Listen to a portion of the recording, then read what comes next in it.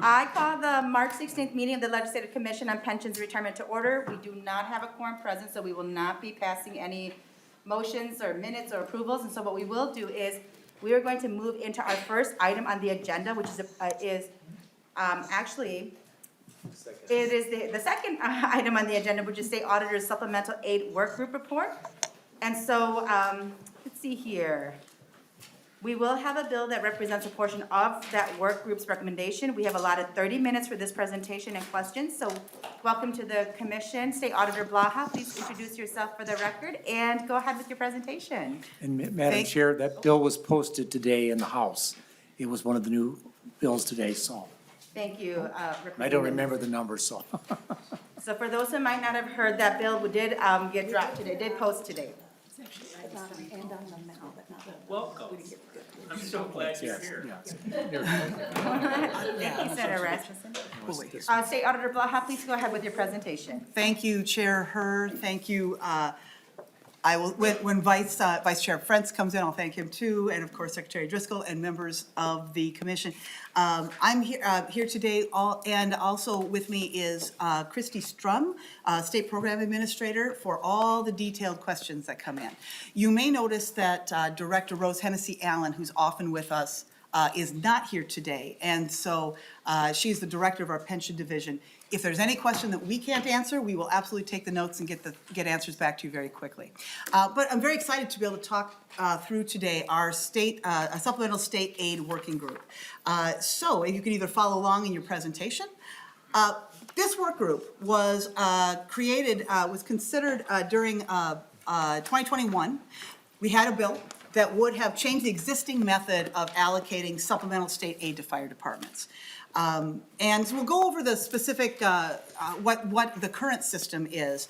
But because of this bill, it was amended to have a work group to study this instead of picking one or any other specific course of action.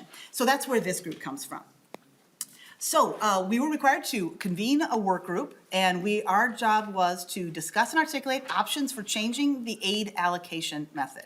We're going to consider the discussion, the testimony from the LCPR, from what we saw in the last bill.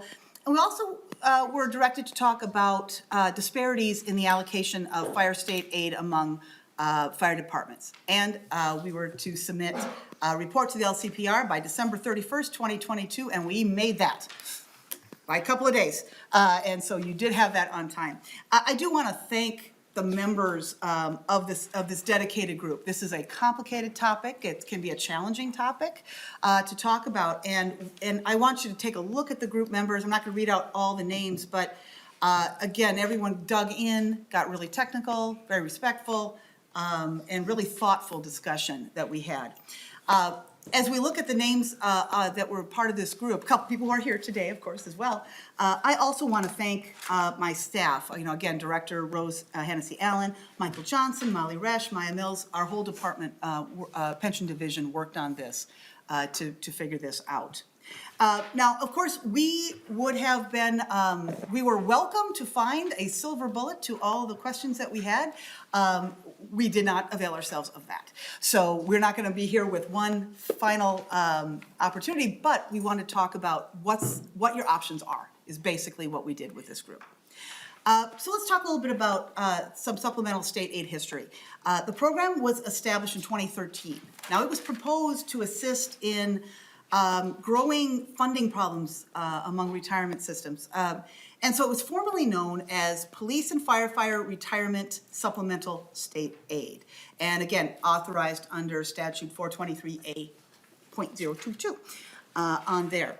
Now, the specific parts we're looking at, it's funded through currently a $15.5 million annual appropriation. And that appropriation is divided out. About $9 million goes to para for the police and fire plan. About $1 million goes to MSRS for the state patrol plan, and about $5.5 million to all fire departments where retirement coverage is not solely with the PNF plan.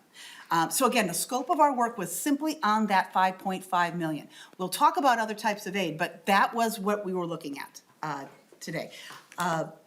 So again, just remind people, it's that money that goes to local fire relief associations, fire departments in the Paris statewide volunteer firefighter plan, and about 15 smaller volunteer fire departments with no pension coverage for their firefighters. But to do that, to understand that, you do have to still understand fire state aid. Because the supplemental state aid that we were talking about is allocated in the same proportion as each department receives in fire state aid. So proportionate, of course, not the same amount, but in the same proportion. So as a result, we spent a lot of time really understanding that. And I would say, as you look at the full report, one of the best parts of the report is all the research that came together in that. So as you consider this, you get the full report. All of our appendices get really into the weeds on that. Also would like to extend a special thank you to the LCPR staff for all the extra research that they did to help us put that together. So let's talk about the Fire State Aid Program. That was established in 1885. It was initially, again, to provide benefits to firefighters injured in the line of duty and support departments with maintenance and equipment. But since 1945, that aid has generally been restricted to funding firefighter pensions and benefits. And, you know, we had a brief discussion about that in our working group as well, about would we want to change that, that kind of a focus. And no, we all agreed that pensions and benefits still make the most sense for the scope we're talking about. And so this is how fire state aid gets distributed. It's got two components: initial fire aid and minimum fire aid. And I'm also waiting for a kick under the table at any moment from Ms. Strum.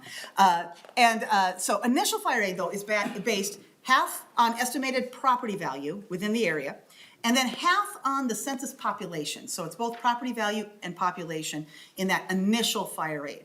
But there's also a minimum chunk as well. And that minimum fire aid is based on a minimum amount of fire state aid per active firefighter. So there's always, so even if you have, a smaller fire department, at least gets a minimum in fire state aid. So as a result, the same thing happens also then with the supplemental state aid we're talking about, because it's proportionate. For example, this is how fire state aid has been allocated in the last few years, kind of how that has set up. Again, we've seen some changes, some increases, but this is kind of the basic breakdown that you see. But of course, just another reminder, this is not the money we're talking about, because clearly it's a lot more than the 5.5 million that we're discussing. So let's talk about how we discussed these issues. We had 7 virtual meetings between November 2021, December 2022. Starting to see that virtual meetings get our best turnout and seem to be the most popular among our working groups. Then we also had one-on-one meetings with each work group member just to kind of talk through it in a more informal setting. We dedicated one meeting to public testimony, and that was provided both virtually and in written submissions. We worked to capture that in the report as well. The meetings were live streamed and recorded, so you can go to the OSA website and relive the magic yourself. Every meeting, in fact, all of our working group meetings are available on our site, also available on YouTube if you want to enjoy it along with us. So, what we looked at first was, again, we got ourselves to understand. Our first meetings were, can we understand the current situation? Then we also wanted to understand what the current debate was. From that, our goal was to identify 12 options that could be out there that were in the atmosphere, things that people were talking about. This, of course, not every option that is available in the world, but we identified 12 that had at least some level of interest and discussion. And so then we wanted to evaluate each of those options on these metrics. We looked at advantages and disadvantages, who's impacted, what are those impacts, how easy would this be to even administer? Is the data even available to administer another approach? Is it consistent with the purpose of the supplemental state aid program? How much change would be made? How much shifting of dollars would happen if it would implement a particular method? And is this method fair and equitable? Now, of course, you can imagine that last question is always the most challenging one. What's fair? What's equitable? So we had some discussion on that as well. So, love to, again, not surprisingly, the conclusions we came to were that there were challenges and opportunities with each of the options that we looked at. So there was no clear consensus on any clear path to make all communities happy with this or meet every need. Every option had trade-offs. So one of the things we wanted to do is really list out those trade-offs. So as you as legislators consider an option, you can see what some of those trade-offs could be. We also tried to, with this report, also look at kind of a template to us how you can assess future aid allocation change options. If you come up with something new and improved, we suggest you use the same criteria to evaluate it and go through and see if you can so you can compare it to these other options. We had a lot of discussion about how much firefighter benefits would need to increase to make a difference in firefighter recruitment and retention. As you can imagine, that is an issue not only in firefighting, but also I think in many professions right now, but particularly among firefighters. How much would it really take to move the needle, to get a person to sign up, to keep somebody on a force? And that the amounts we believe would be more significant than we might have had to work with here. So with over 20,000 firefighters in these plans, you can imagine 5.5 million annually. Even if you make major changes in that program and how it's allocated, it doesn't necessarily make a big change for any individual firefighter.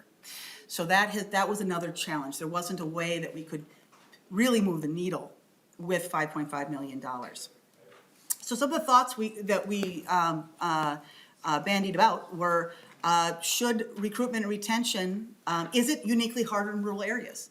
I think that was a question that, a genuine concern. And is there a way that we could narrow that down to see if we can quantify that a little bit better? We thought it might be worth considering whether rural firefighter fund or other equalization method might make sense when you have such differences between rural and metro situations. Would something like equalization, like we do, say, for schools or other entities, be helpful here? And if additional funding for rural fire departments is needed, should we be doing it separately and deliberately instead of going through a pension fund? If what we're saying is we need more finances into fire, should we be doing it in a more direct route? Would that be helpful? Oh, and that, I know how full your agendas get, so I wanted to make sure that we would be precise on that. So again, we can go into more detail. If we'd be happy to come and meet with you one-on-one as well, if you really want to dig in hard into this. But from what you see so far, we'd be happy to answer any questions or take down places where you'd like more information. Thank you, Auditor Blaha. And before we go on to member questions, I just want to point out that we do have quorum, and I would like for us just to go back to approve our minutes from our March 6th meeting. And so if Senator Franson, if you had a chance to look over the meeting minutes? I did, Madam Chair, and I would move their adoption. There you go. All those in favor, say aye. Aye. Any opposed, nay? The motion prevails, and the minutes from March 6th are adopted. All right, Auditor Blaha, we will move to questions if there are no other testifiers. That is true. Okay. Oh, actually, excuse me, no, we do have, I know you have a testifier on your list as well. If you'd like to take that testimony first, I'd certainly be happy to wait. Do we have a Todd, is it Grethseth? Please make your way to the testifier table and identify yourself for the record and begin your testimony.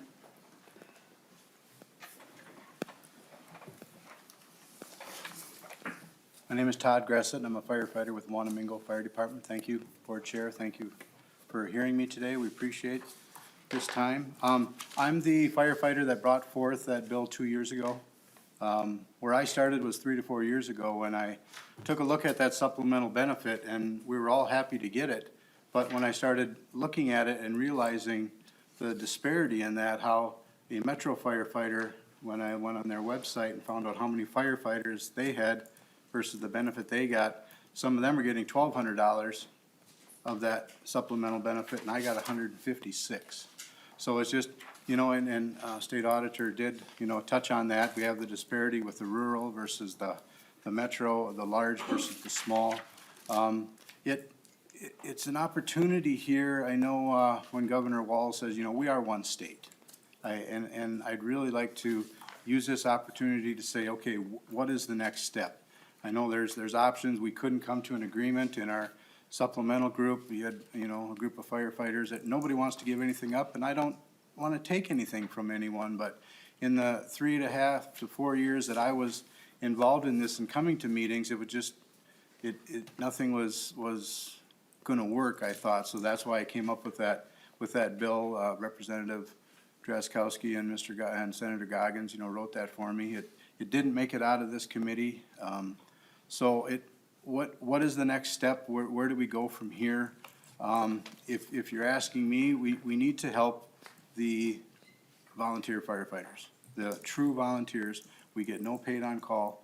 We get no extra tax money that goes into our funds or into our retirements. We do try to do some benefits. I know in Wanamingo we do to try to, help out with our recruitment and our retention. What kind of money would that take? I know, Auditor Blaha said too, what is the dollar amount that would make any difference? Even at my understanding is 309 volunteer departments in the state right now. And if they averaged 25 firefighters per department, we're talking 7,700 firefighters. So even at 25 million, you're talking $3,200. Is that gonna make a difference? Is that gonna bring somebody in? I would ask that you review the entire system. I know this is for the supplemental. I understand the 5.5 million is what we're talking about now, but this entire system really needs to be looked at. And, if you could help right now with this rural, come up with some sort of money to at least help these volunteers, and then put a 3-year goal on it or a 5-year goal on it, and let's really look at it and evaluate it. Nobody wants any less money. I found that out in all the meetings that we're not gonna agree on this. So, whether it be staff that does it, whether it be an unbiased group that, I hate to say it, but don't involve any firefighters. Let the rest of, this is kind of thrown on you right now. So one of my frustrations is if a person in the metro calls 911 and they want a firefighter, they're putting a huge value on that firefighter. Same as my town of Wanamingo, they'll call for me, they want a firefighter and there's a huge value. And then I look at how the money's distributed and it's like, wow, so why is the state giving this firefighter that much money and this firefighter that much money? I understand there's more volume in the metro, there's more things going on, but there's also more stations, there's more, possibly there's, career firefighters or full-time, taking up some of that slack too. So I appreciate you letting me talk, kind of giving my background and just telling you we're struggling out in the rural. It's, we really need some sort of help, and we'd appreciate everything that you can do. So, thank you. Thank you, Mr. Gressa, for your testimony. Members, do you have any questions for Auditor Blaha or our testifier? Representative Nadeau. I can't not ask a question. So, being the newest guy on on this commission, can somebody tell me how this original allocation went into place and why there is such disparities? Representative Nadeau, I don't know, Auditor Blaha, do you know this answer, or should we defer to Ms. Linczewski? I think, let's give Ms. Leszczynski a better start at this. Do you know? Did you, I don't know if you have, I'm trying to read your face to see if you have an answer on this or not. Go ahead. Maybe we could turn it over to Christy Strom from DOR. She might have some idea about how the allocation started back when it did for the supplemental state aid. Ms. Strom? If we do not have the If I could answer, speak to that, go ahead, Auditor Blaha. Thank you, Chair Hurd, thank you, Representative. This is one of, what I can answer is I can get to more specifics about what the rationale was for using, going with fire state aid. Usually often there's something already that exists that often gets a lot of attention. We've got an already existing structure. But the idea of how do we basing it on property value and population I'm not sure if some of that had to do with, seems like the best thing that makes some sense, but that was what basically this report does, is say, well, if we didn't do it based on that, what if we did a number of calls? What if we did it based on the number of firefighters? So finding that metric, we can go back and see if we can get more information on how that metric, the property tax population metric, was chosen. But that was exactly the question, because is that the best metric? And what we didn't necessarily find any metric that was a great proxy for workload or a great proxy for need of the ones we considered. They all had trade-offs. So, we will definitely dig into that, see if we can find some more history on why that method was chosen. And Auditor Blaha, I think we did, in the report that was provided on page 16, Representative Dill, there is some background information regarding this 2013, the Police and Fire Supplemental Retirement State Aid. And so there is more information on there if you want to take a look at that. And if there's still questions, we absolutely can make sure we get the information to our members. Thank you. Any other questions? Representative O'Driscoll. Had to look at the name tag. I was gonna say, you and I know each other better than that. Thank you, Madam Chair. This is not just a pension-solved problem in the Pension Commission. This is a more global issue, and it's not just with firefighters, it's with law enforcement. The number of recruits that I know in my district, because I have, well, not in my district specifically, but definitely in my region, I have what I will call all three categories of firefighting services that the auditor talked about. We have pure volunteer, you have paper service, and then you have career service. And we also have, in the community that I live in, kind of a cross of the career service and the volunteer, or I should say, pay for service. Back in the day when I grew up, we had two large employers in the community, and they absolutely encouraged their employees to become members of the fire department, because they knew they had a vested interest, that if they needed those responders, they were not only in the community, they were at work, they knew the facilities, they knew what was going on, and they knew how to be able to respond. What we're seeing right now is a change in demographic, where those who are, maybe millennials or in that general age, who would be able to be hired onto these positions, are having different priorities in their lives, but they don't view the need to be able to be involved in these in their community.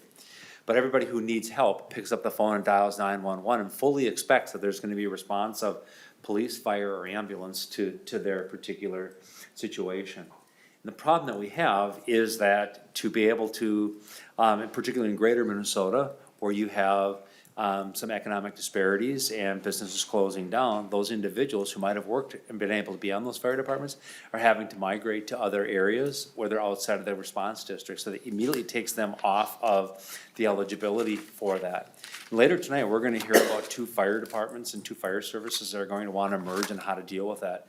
Not an uncommon situation, not super common, but not uncommon for this commission to have to look at that.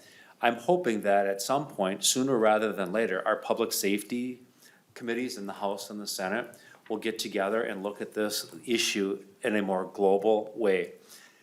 It's the dollar resources, it's the training resources, it's the increased OSHA requirements. There's a lot of things that are there. And the last thing that anybody wants to do is to dial 911 and say, please leave your message, we'll get back to you as soon as we can. So this is not being solved in pensions, and compensation and benefits are a part of this, but it's a more systemic issue of recruiting and retaining individuals who have a desire to serve their community in these capacities. So I don't have an answer, I just wanna, bring that up, that it's multi-legs on that stool, this being one of them. Thank you, Representative O'Driscoll. And Auditor Blaha, do you have any closing remarks before we move on to our next item on the agenda? Oh, thank you, Chair Herr, and thank you for those comments, too. I also, Representative O'Driscoll, absolutely. I think that was something that we all agreed on as well in that working group, that this is bigger than this. We're not going to solve it with one $5.5 million fund. So I'm glad to hear that you all see this as an issue that goes even beyond this commission. So thank you. And again, another thanks to everybody who served on it. I want to call out also Doug Anderson, who was on here, and of course Todd. This was a great committee, and I'm looking forward to, and I hope we also take what we heard here, that we don't want this to be the last conversation we have about this. Thank you, Auditor Blaha. Thank you. Next on our agenda is House File 2928. This is a bill on a component of the State Auditor's Supplemental State Aid Work Group Report, House File 2928. which is House File 2028. I will move the bill before this commission. Before we hear from our bill author and testifiers, I will let our nonpartisan staff explain the bill. Executive Director Susan Linchesky, if you could go ahead and explain House File 2928. Representative Nelson, if you want to go up. All day. Thank you, Chair Herr. Representative Nadeau, I did just want to mention to you that in your materials is only part of the report, but if you go onto our website, there is a document in there that is an exhibit or an attachment to the report that you have in your materials, and it is specifically background information on the supplemental state aid.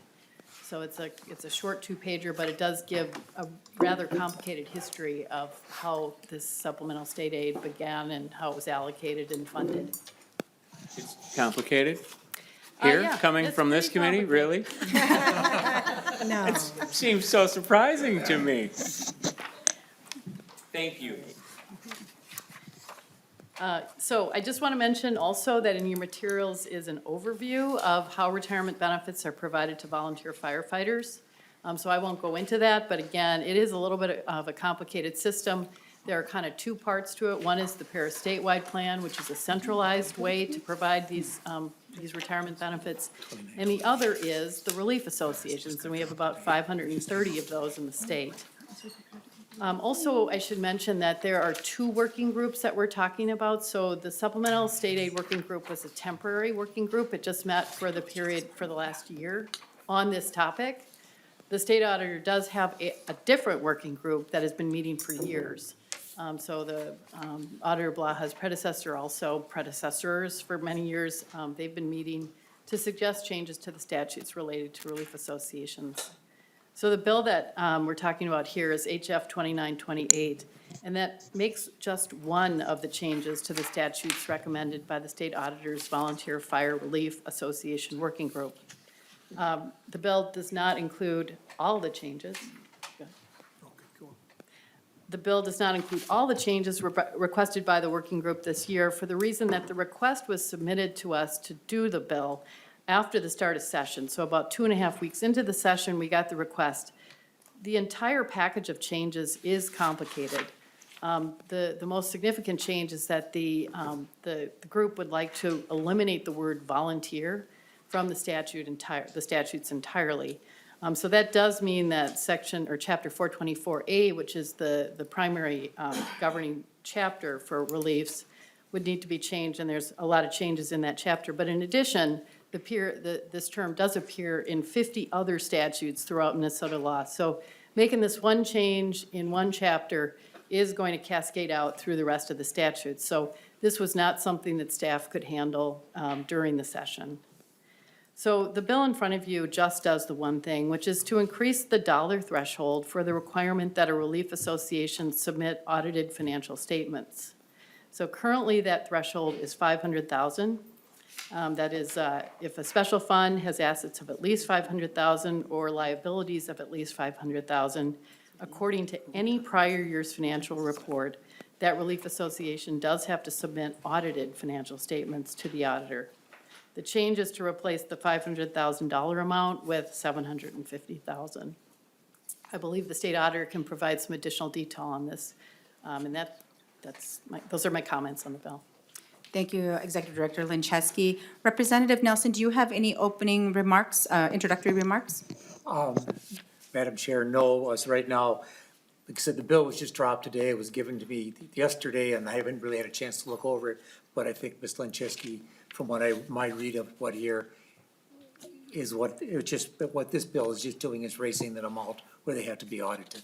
And the auditor said, whispered in my ear before she was speaking, Ms. Linchesky was speaking, that there are more parts to this bill that they're working on, and they should soon be in front of us. Thank you, Representative Nelson. And so we're going to move to our testifiers, and I have 5. Can't do math in my head, apparently. We have 5 testifiers, and the first is Auditor Blaha. If you want to go ahead and introduce yourself again for the record and begin your testimony. Thank you. Thank you, Chair Herr. Thank you, Vice Chair Frantz. I know Secretary Driscoll is around. Again, members of the group, of the commission. I'm Julie Blaha, your state auditor. Now, also with me, I know the two firefighters who are with me here who would like to go into great, long detail and love to do long testimony. Our Assistant Fire Chief, Aaron Johnston, from the city of Coon Rapids, and of course, Minnesota State Fire Department Association Deputy. No, he's the deputy. You're the chief, okay. No, he's the chief, he's the assistant chief, you knew that. There's just all-stars, if they could.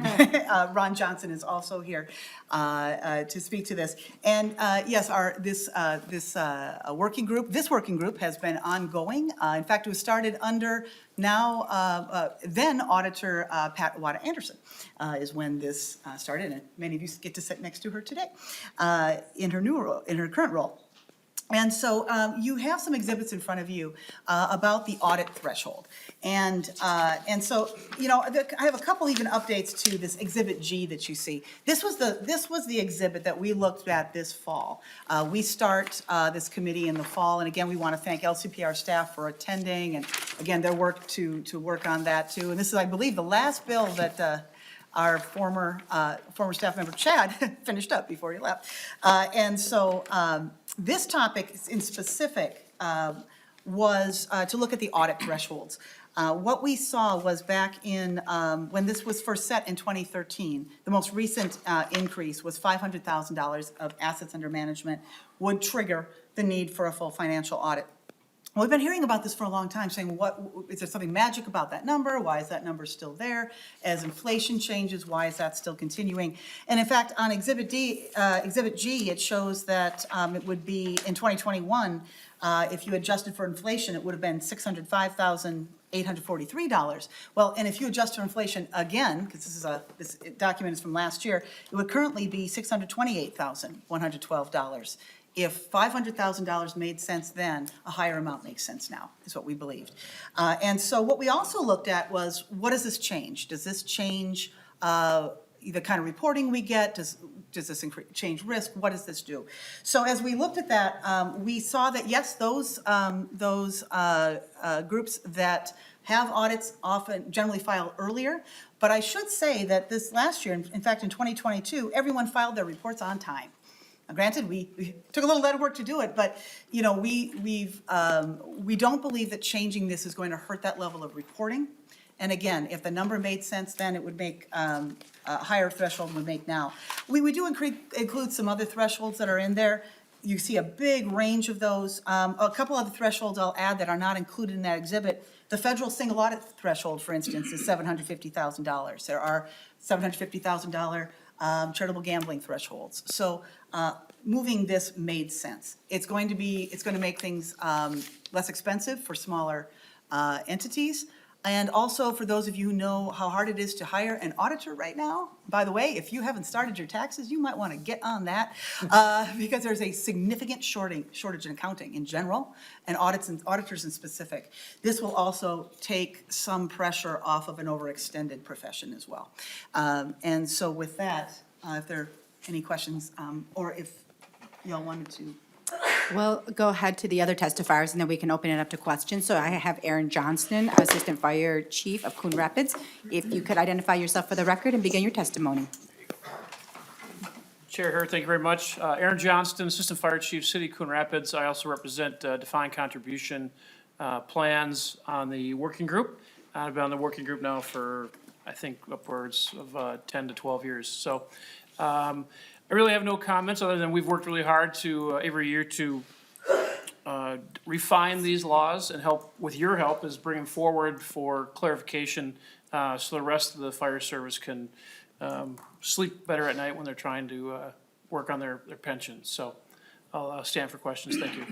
Thank you, Mr. Johnston. And next I have Ron Johnson, Minnesota State Fire Department Association and retired Maple Grove firefighter. Please identify yourself for the record and begin your testimony. Yes, Madam Chair, thank you very much. Yes, retired Maple Grove. I was treasurer for 20 years. So my background, like Aaron's, is heavy in our fire pension over many years. And I continue to work and teach fire relief associations and around the state. So my connection with Minnesota State Fire Department is my volunteer role, if you will, right now. I would concur with everything that Aaron has said, as well as Auditor Blaha. I think I've also been on, in fact, we were comparing notes in about the same number of years, I think. So I think that while we've seen a lot of things over the years being brought forward, this is one piece. May not seem like a huge deal, but clearly there's a lot of pieces, working pieces that the working group does consider every year. And through the auditor's leadership and Rose's leadership, I think, you know, we've tried to bring these kinds of things forward. And we continue to stay in touch around the state, both metro as well as outstate. So appreciate the opportunity to be here. We're here to answer questions tonight. We realize this is just one component of several that will be forthcoming. But clearly, let you know, if nothing else, you have some good resources, both on the working group as well as individually, that you could contact if you have any questions. Thank you, Mr. Johnson. And I just want to note for the public and for our members that there was a letter that was submitted in support of this from the Minnesota State Fire Chiefs Association. So please take a look at that. And at this point, I would like to ask if there's any member from the public who would like to also testify on this bill. Okay, seeing none, then I will go to member questions. Do any of our members have questions for the auditor or for our chief author, Representative Nelson? Representative Nadeau. Thank you, Madam Chair. How many additional fire relief associations will this increase in assets impact, where they'll have to do a audit where they previously didn't have to? Auditor Blaha. Thank you. Thank you, Representative Hur. It'll actually go the other way, Representative Nadeau. It'll go the other way. Fewer will need to do that. Okay. And in fact, just a little pitch for our office, if you see any other thresholds that you think have not been updated and are simply legacy numbers, this would not be a bad time to take another look at those. Thank you, Auditor Blaha. Any follow-up, Representative Nadeau? So then how many would be impacted? Let's take a look here. Let me check if I've got this Auditor right, Blaha. too. Thank you. Here's the last one, right? Okay. Thank you. Pardon me, I decided to not use my glasses today. Thank you, Chair Hur and Representative. We are looking at 97 relief associations would change from an audit to agreed upon procedures. So no one's gonna go to no examination. They'll simply not go from, they'll go from a full financial audit to agreed upon procedures, more of a check of internal controls. And so that would be, about half of those would have an audit, let's see, half would have the audit requirement, half, yes, I'm sorry, 97. Easiest way to answer that, 97. Thank you, Auditor Blaha. Is anything else, Just Representative Nadeau? one final thing, and I'm sorry, I just don't understand anything about these organizations. So what is the annual, what kind of a cost savings is that gonna provide? So they no longer have to pay for a full audit, which is, I know is expensive. Going to agreed upon procedures, that's gonna save some significant dollars, correct? Mr. Johnston?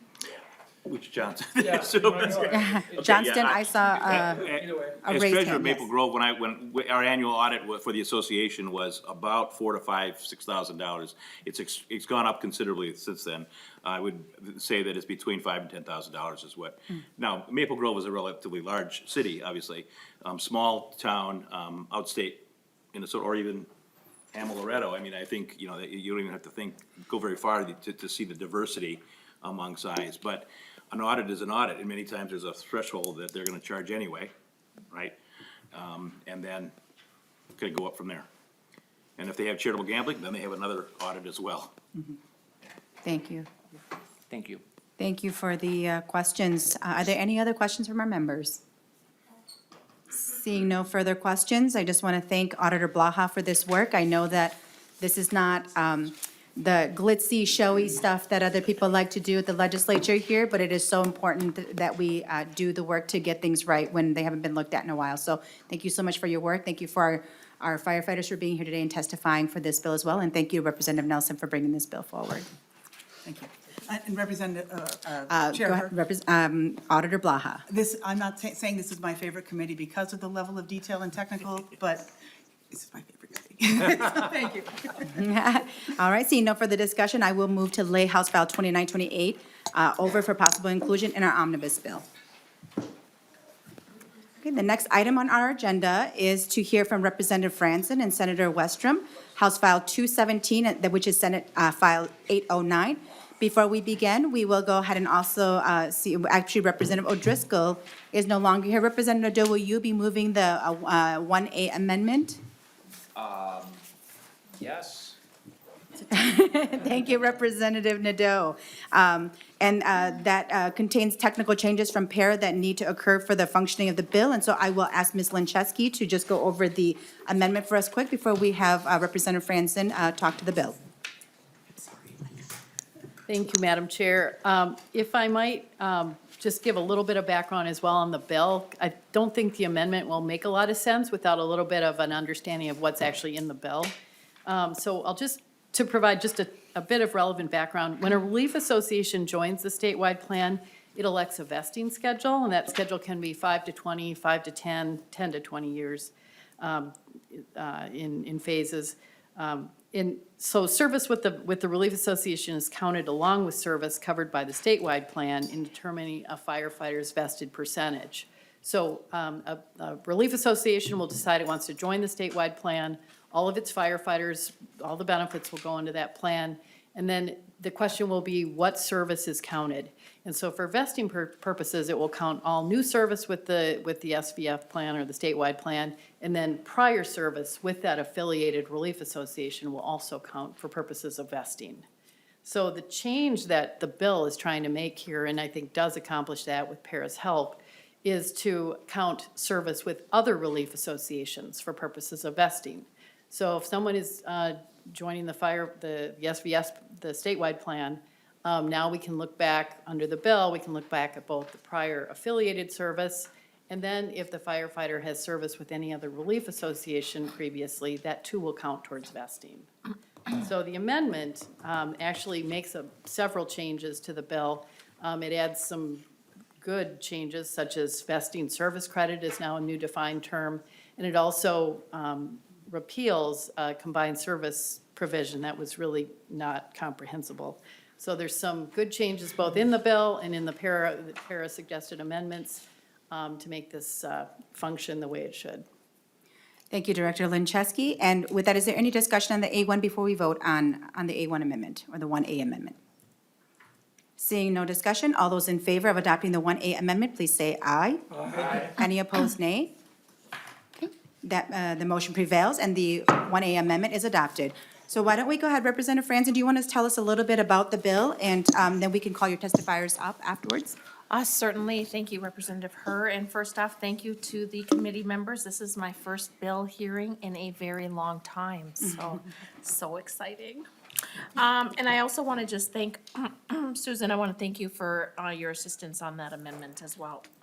So my constituent representative, I'm the representative here. Mr. Zimpel had contacted me sometime last fall regarding this specific issue. He was a recent hire to the Ferreta department, and then after 15 years of service, he terminated from a department that had a local relief association plan.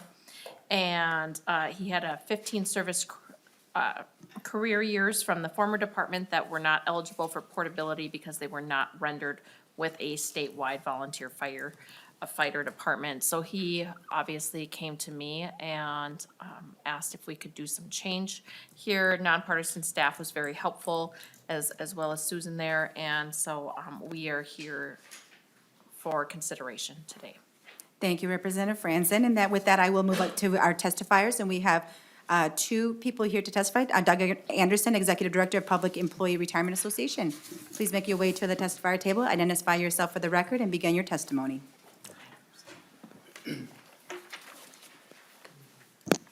Good evening, Madam Chair and committee members. I'm Doug Anderson, Executive Director for the Public Employees Retirement Association. Appreciate the opportunity to testify today. PARA does support House File 217, Senate File 809, conditional on the inclusion of the 1A amendment. We appreciate Representative Franson for accepting that amendment. We also appreciate that this issue was able to go through the PARA SVF Advisory Board process. When PARA has an issue related to the SVF plan, we'd like to engage our SVF Advisory Board to discuss and ideally reach a consensus on that issue.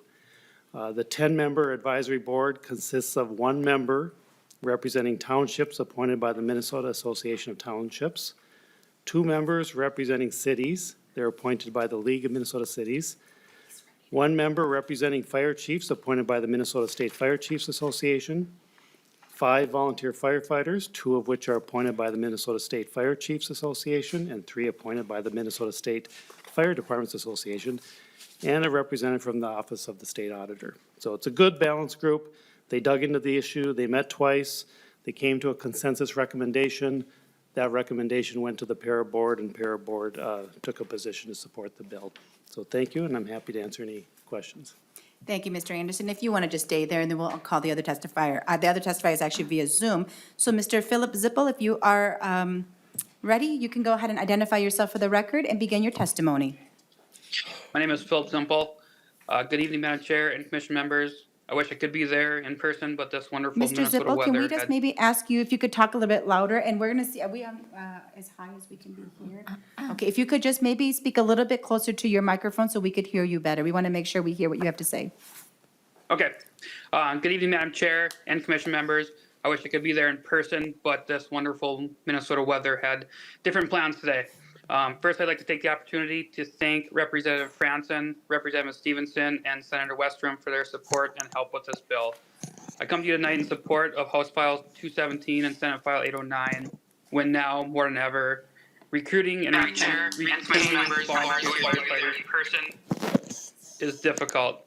This bill would aid in both of those issues. What this bill does is gives the opportunity for firefighters that were a member of a non-para department the ability to transfer those years of service to be included in the vesting schedule. This bill does not transfer or reallocate the assets of the firefighter's retirement. This bill would help with the recruitment of volunteer firefighters in the situation where a member is looking to relocate or has relocated from a non-para department to a para department, allowing that member to bring their past experience to the new department. I will give you my situation to provide an example. At 19 years old, I was given the opportunity to serve on the Plummer Fire Department, which I did for 15 years before my family and I relocated to Alexandria. Plummer is a non-para department. In 2021, we moved out in the country and into the Ferreta Fire District. I was given another opportunity to serve and joined the Ferreta Fire Department in 2022. Ferreta is a para department. Currently, the way para is set up, I would need to serve for 20 years to be fully vested in para. What this bill would change is to allow myself to transfer my 15 years of prior service, needing only 5 years of service with the Ferreta department to be fully vested in para. In closing, I ask for your support in this bill that I believe would help all volunteer fire departments, but especially those in small rural Minnesota areas that are struggling to fill their rosters. When you sign up to serve as a volunteer firefighter, it certainly isn't for financial gain, but the retirement is certainly appreciated for the time, dedication, and commitment it takes to be a volunteer firefighter. I'd be happy to answer any questions at this time. Thank you, Mr. Zippel. We appreciate your testimony, and we appreciate your service in being a volunteer firefighter. We know that that is actually really critical for services for across our state, and so we appreciate your investment in Minnesota. Do we have any other, anybody else here in the public who would like to testify on this bill? Okay, seeing no other testifiers, I will go to member questions, and Senator Rasmussen. Thank you, Madam Chair. Question for Mr. Anderson. Mr. Anderson, do you think that if this bill is adopted, that it'll make the statewide volunteer firefighter plan more attractive for local reliefs? Mr. Anderson? Madam Chair, Senator Rasmussen, I certainly wouldn't disagree with that. I don't know how many cases that we would have in a similar situation, and this is the first time in 12 years of the SVF plan that I think we've had this situation. So I, again, couldn't disagree that it wouldn't be helpful, but I'm not sure there's many cases like this. Any follow-up, Senator Rasmussen?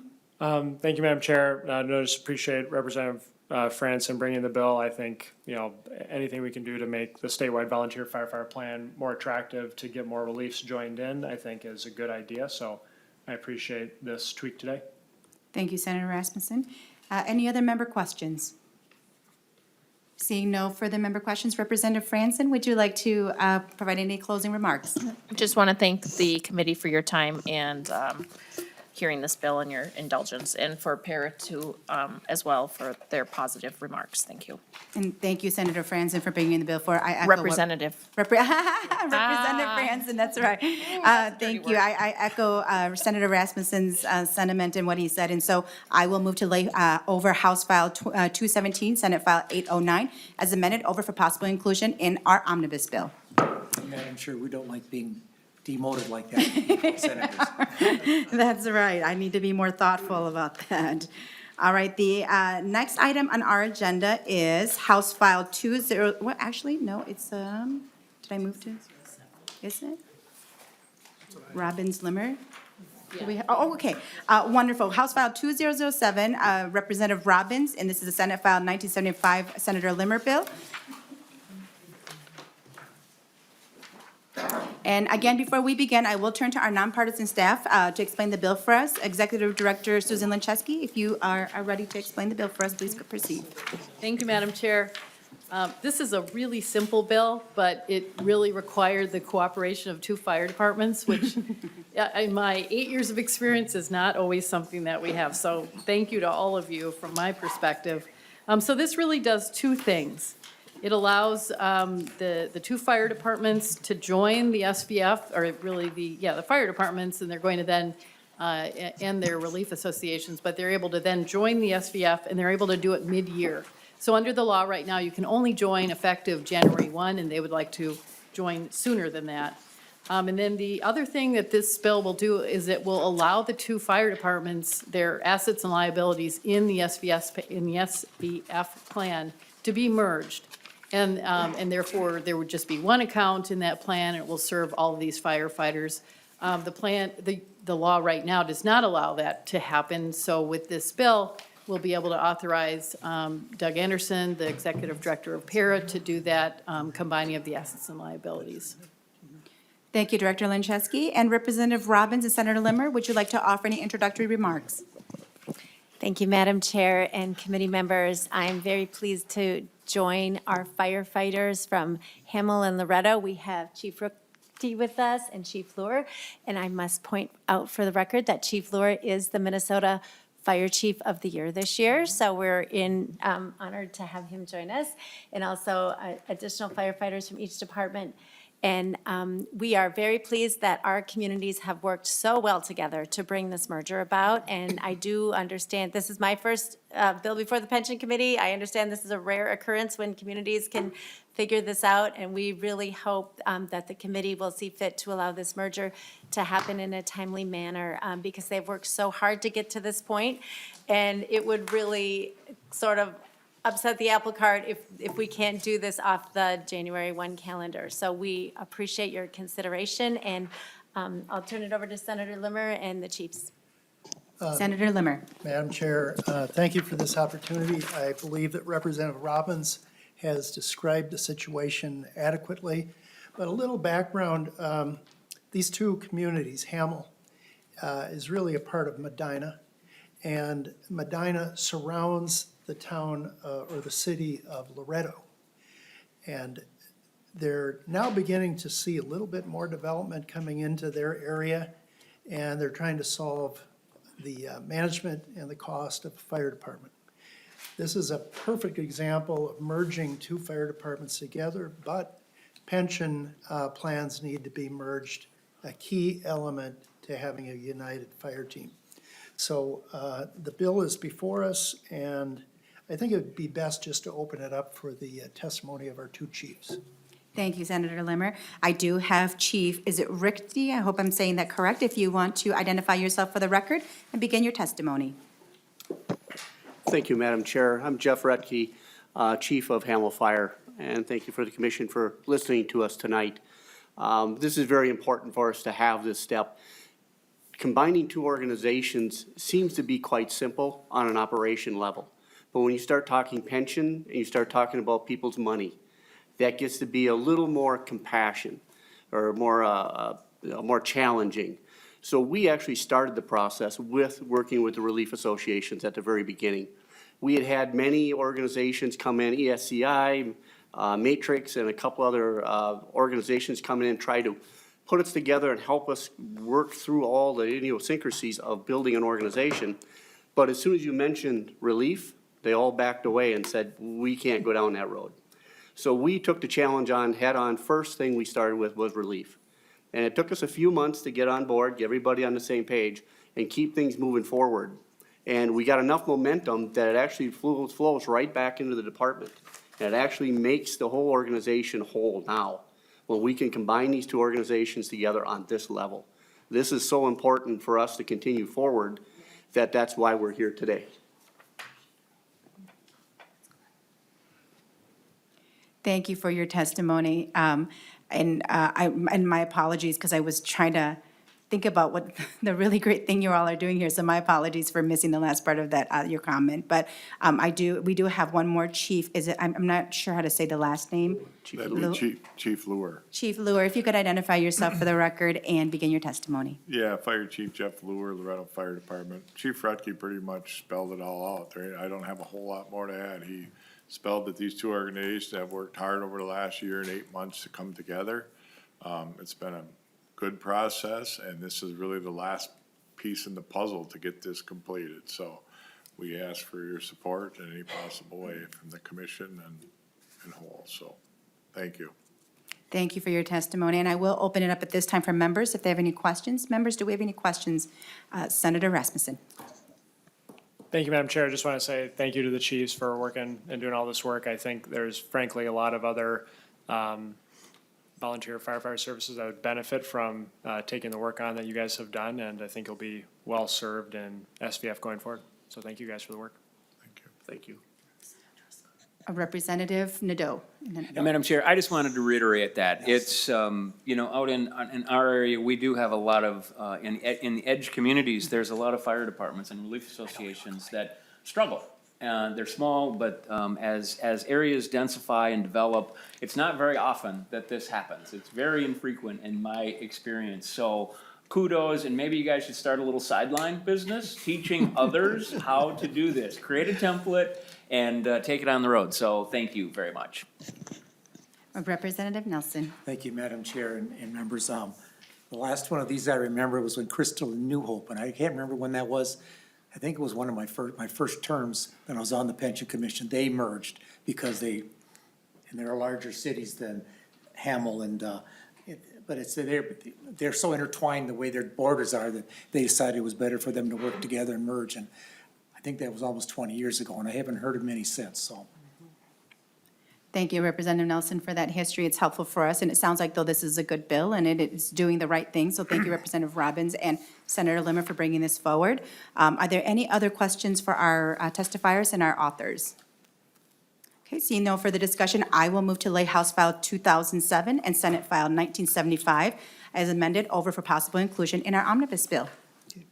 Thank you. Our next item on the agenda is to hear a bill from Representative Hudella, House File 2777. And again, before we begin, I will go ahead and turn this over to nonpartisan staff to explain the bill for us. Director Linczewski.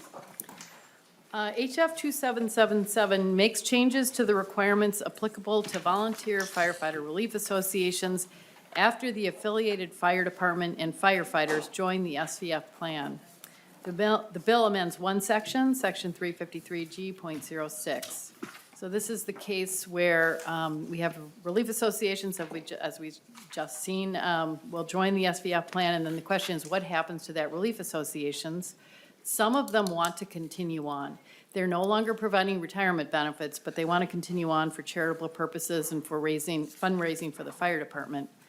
There are some requirements in 353G, which is the statewide plan chapter, as well as in 424A, which we're not dealing with today. But the 353G requirements are no longer really necessary.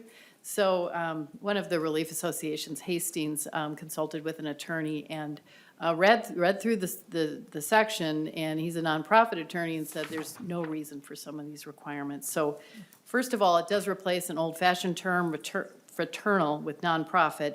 And by the way, these are all nonprofits. The reliefs are nonprofits. So they're already governed by Chapter 317A of the statutes. It also eliminates requirements that relate to the size and composition of the Board of Trustees, which again are already covered in the chapter relating to nonprofits. And it allows, one of the other provisions requires that they only have a general fund, which is in fact the only thing they would have. The special fund goes away because that's the retirement benefits. So this is just cleaning up a statute and really, really nice to have these kinds of clarifying changes put into place. So, that's it. Thank you, Director Lancheski. Representative Hudella, would you like to offer any introductory remarks to your bill? Thank you, Madam Chair.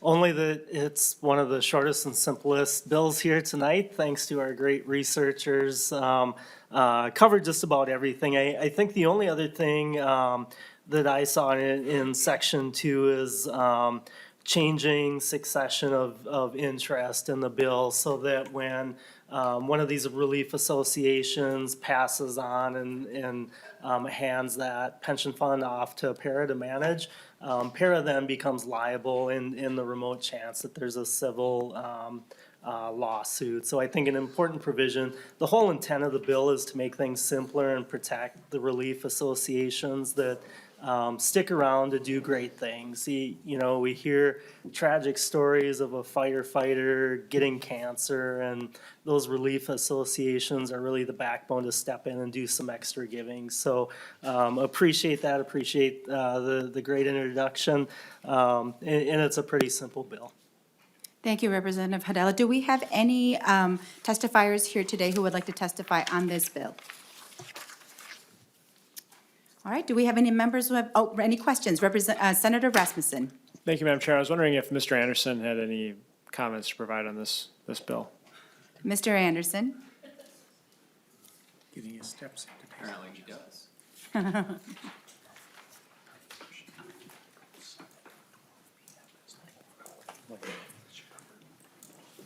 Madam Chair, Senator Rasmussen, perhaps you saw my reaction there.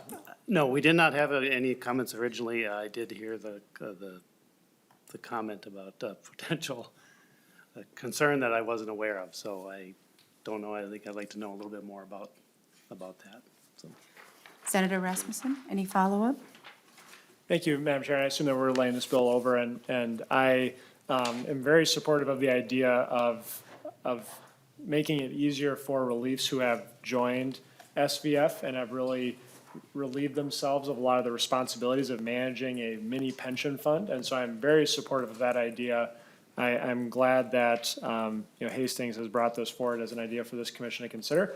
I would just ask the bill author to continue a conversation with para just to make sure that they're comfortable, especially with the language in section 2. Thank you, Senator Rasmussen. Representative Hudella, were you, is this something that you and para will be working together to ensure there's no, that everyone's on the same page on what needs to happen with this bill? Thank you, Madam Chair, and absolutely, I think, what was originally just kind of a common sense thing, hey, if we're not managing that portfolio anymore, we shouldn't retain a liability involved with that. And I think it's an easy conversation with para after the fact, and we probably should have communicated a little bit earlier on it, but I think it's a small provision that will solve easily offline. Thank you, Representative Hudella. Are any other questions from our members? All right, thank you, Representative Hudella, for bringing this bill forward. Seeing that there is no further discussion, I will move to lay House File 2777 as amended over for possible inclusion in our omnibus bill. Thank you so much for bringing the bill forward today. And that concludes our business for today, members. Our next hearing will be at our normally scheduled time, 8:30 a.m. Monday, March 20th. We will be considering numerous para-related bills. We will also be meeting at 6 p.m. on Wednesday, March 22nd of next week. Yay for us. So seeing no further business in front of this committee, this meeting is adjourned.